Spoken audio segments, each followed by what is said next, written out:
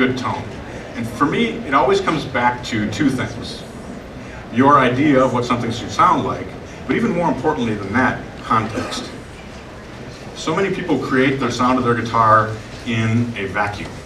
They're in their bedroom, they're in a garage, they're in the basement, they're working up these sounds, and to me what often happens is you end up with what I call a bedroom sound. It sounds great when you're playing by yourself, it's easy to play, there's a lot of grease on it, you know, so you can do all those wonderful tricks and all that stuff. The problem is you take that sound on stage, and a lot of times it just disappears because there's a lot of effects on it, there's a lot of gain on it, maybe a lot of reverb. And so what I want to get to today is sounds that are practical, sounds that actually work for you, and tools that are practical. Because some of you who've been to these workshops before know that in the past I've had stacks and lots of 100-watt heads and 150-watt heads and things, and people go out of here with their hair blown back, and you know that's fun. I sure enjoy it, but it's not real practical for a lot of people. For a lot of us, myself included, I can't have a 100-watt amp at home, and I don't play in clubs that let me have a 100-watt amp. It doesn't work. I can barely crack the thing on it, so I can't get a tone out of it. A few of us have ears on our ankles. Most of us have ears up here on the side of our head. And what am I doing here if I'm standing in front of this Mesa Boogie cabinet? The sound's all playing into my ankles and the back of my leg. So I'm not hearing the high frequencies, which are very directional. And what's going to happen is when I set this so it sounds good to me, it's going to be killing the people right in front. It's going to be so bright. How many of you have experienced that? Right? You run into that all the time, right? Go to a concert, you go to a show, and the guitar player's tone is so bright, it's just, you know, maybe even if it's not that loud, that brightness just kills you, right? So my first tip to you is to get the amp up. Put it on a chair, put it on a stand. There's stands from a variety of manufacturers that'll let you tilt that back and aim it at your ears so you can actually hear your tone. That's now pretty much at ear level for you guys. So you're hearing it much more directly out of the speaker and not getting the reflection off of that floor. So when you go in the studio, typically an engineer is going to ask you to put your cabinet up on the chair, right? Dave is a recording engineer, producer from Nashville. A lot of times you'll ask the player to lift his amp up because that gives you a little clearer bottom end that you then have room for everything else to fit in there. And hopefully they're going to leave you room in the mid-range for you to play your wonderful solos, because that's the point, right? So getting your amp up off the floor can make a huge difference in the way that the tone works. If you can't hear your tone, you can't create a good tone. Makes sense, right? So I want you to think about context, I want you to think about hearing the tone, and I want to think about this year in this workshop, a year that's going to be practical for making those tones, a year that's going to work for us. So we're going to look at some interesting amplifiers, and I've got some interesting new technologies. But first, let's take a really quick tour of the tone generators, because for me, everything starts with the guitar. You have to have a platform. A guitar can play great, but if it doesn't sound right, you're never going to get a good tone. If the guitar doesn't sound right, even a great amplifier can't make it sound great. It'll make it louder, it might make it sound a little better, but it's never going to be as good as it could be if you've got a guitar that sounds wonderful. ES335. Gibson had a new president in the late 50s. His name was Ted McCarty. Ted was a very creative guy, some would say a genius. He came up with a couple of guitar designs that you may have seen. One was called a Flying V, another one was called an Explorer. Both of those were miserable failures, which have since gone on again to be tremendously collectible and reissued many, many, many times. But another of his ideas was the semi-hollow body guitar. At the time you had two choices. You could play basically an acoustic guitar with a pickup on it, but you have problems there. Feedback problems, you can't increase the volume too much, you have trouble controlling a guitar like that in any kind of a situation where it's very loud. Or you played a solid body, and that has a certain sound, as we've heard. So Ted had the idea that maybe I could combine these two. So a semi-hollow body guitar like the ES335, 345, 355, and any number of other manufacturers' designs. Basically the way this works is there's a solid block of wood through here, and then we have two hollow wings that are kind of associated. It's actually built basically like an acoustic guitar where we have an arched top, there's an arched back, and then a solid block of wood, mahogany neck, rosewood fingerboard, and again we have those PAF style pickups in this.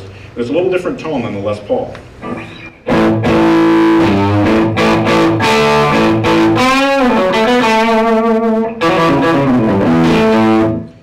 A little bit more resonant.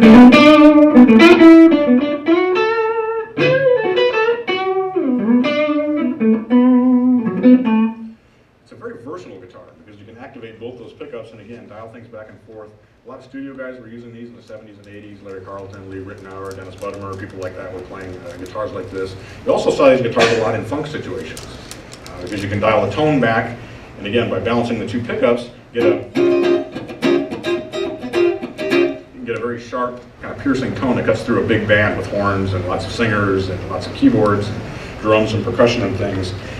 So these guitars were used a lot for that style as well. Find them commonly in the jazz world, the fusion world, the blues world. B.B. King, famous for playing a 355, as Lucille was a 355 for many, many years. So yet another option. There was kind of this little upstart company that came out. And their guitars were really intended for beginners. They were very, very inexpensive. In fact, they were made out of masonite, which was a really cheap kind of manufactured wood. Mahogany neck on this, rosewood fingerboard, but the body is, this guitar is extremely, extremely light. And looking for an inexpensive way to make pickups, they decided they'd stick the coil of wire into a lipstick tube. And so the original lipstick pickups actually were lipstick tubes that they used for those. And they were aimed at beginners. But people like Jimmy Page picked them up and started using them with Led Zeppelin. And they provide an interesting voice that's different than anything else that we've heard.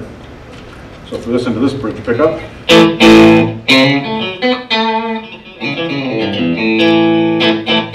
Neck pickup.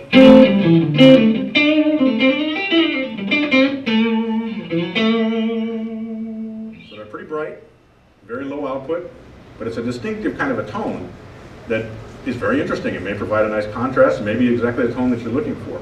My point in showing you all these guitars is to demonstrate that there are a lot of different options out there. And by looking at the different woods, whether it's a darker mahogany, brighter maple, something might have a maple cap, like these Les Pauls have a mahogany back with a maple cap on it, might have a mahogany neck, might have a maple neck, might be made of exotic woods.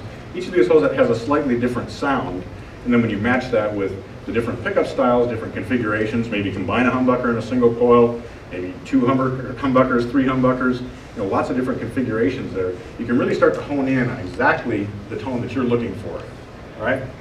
So this is kind of to me, this is kind of the structure that we build our tone on, is all these guitars. And once we have that structure kind of together, then we can start to look at some of the other components. So let me tell you this. We've got one speaker cable and we're going to move between the different speaker cabinets. So you can hear the different speaker cables is what we're going to do first. I'm sorry, the speaker cabinets. So Dave, what I'd like to start with, let's start here. We'll begin with this one. So I want you to hear some of the possibilities of even using a smaller cabinet like this for providing the tone that may work for you. So I've got a number of different things here. The amp we've been listening to is a Mesa Boogie 1x12. Now that's a closed back design, which means that the box is sealed. It's airtight in the back, so the sound only comes out the front. There's one 12-inch speaker in there. It happens to be a Celestion. I take this to hold here. A Celestion Vintage 30. And so it's going to give us kind of a more modern kind of a tone.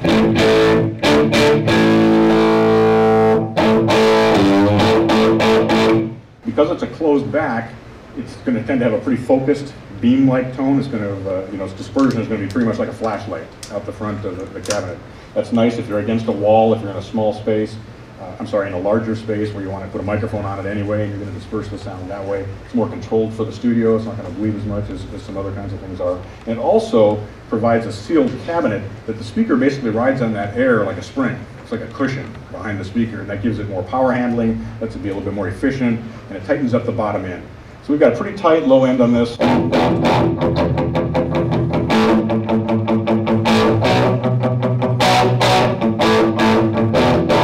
Have to tune, but because I can't take it. Speakers, yes. So I wanted you to hear the difference of two different speakers inside basically the same cabinet.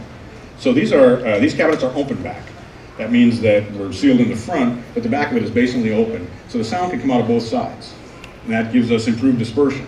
The sound's going to get out, it's going to fill the room a little bit more, it's going to reflect off the back wall. And when you have a reflection like that, the sound waves coming at different times will cancel and reinforce each other, it changes the tone a little bit. And so it's a different sound than what we heard with this. So we plugged in over there? Okay.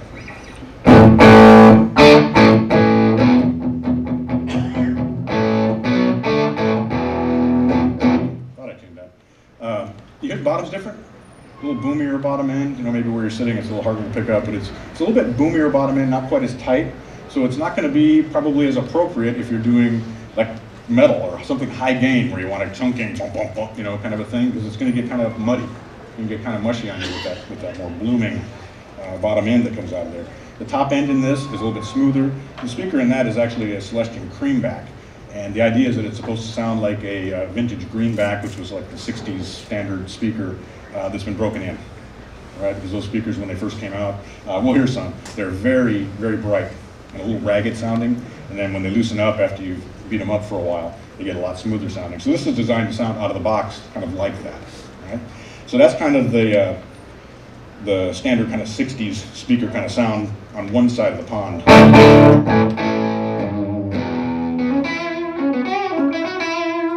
All right, let's shift over to the other. When you're moving speaker cabinets, tube amplifiers do not like to see no load. You got to have something plugged into them or they get very unhappy. Sparks and flames can result, transformers can fail, those type of things. But as long as you flip the standby switch, you've removed the high voltage from the tubes, and you're okay. You can change speaker cabinets.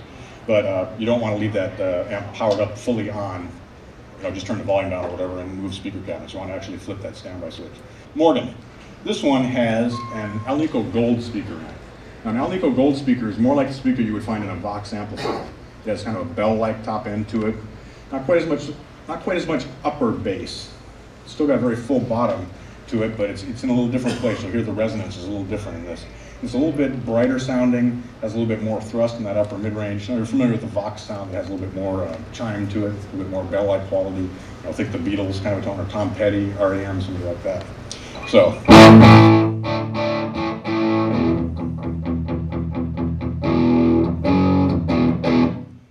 Standing, that has that very low bottom end. It's still kind of boomy the way that this one was boomy. Because again, these are identical cabinets, all that's changed is the speaker. Still got that kind of boominess, but there's not the fullness on that bottom end that this has. That's not better or worse, it's just different. All right? But the top end is very different to me. That's a brighter, a little bit more ragged top end. This is a smoother top end. The point is how much difference the speaker makes. All right? The speaker itself, and there's so many different speaker types out there. And then beyond that, the difference that the type of cabinet makes. So we saw a closed back, and now we've seen two open backs.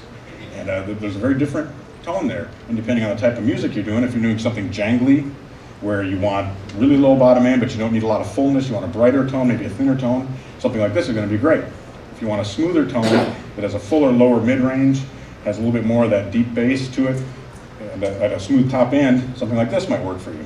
If you need something that's really chunky, it's going to kind of give you that really punchy bottom end sound to it, really thrusting mid-range, it's going to jump out of the speaker.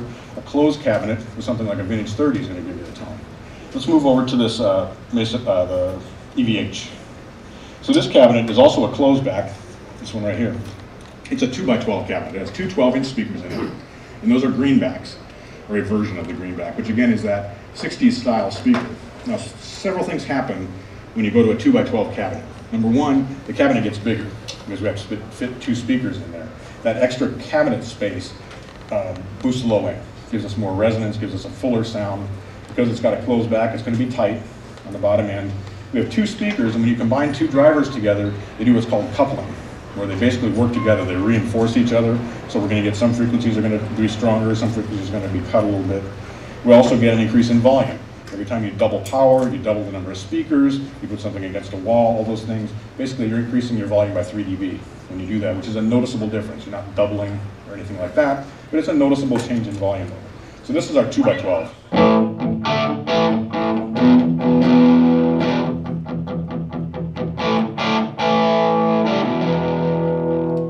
Here we don't have quite the really low, deep bottom end that we had with the open back cabinet. But it's got a really full mid-range to it because it's reinforcing, and those two speakers are kind of supporting each other. These speakers are also 25-watt speakers.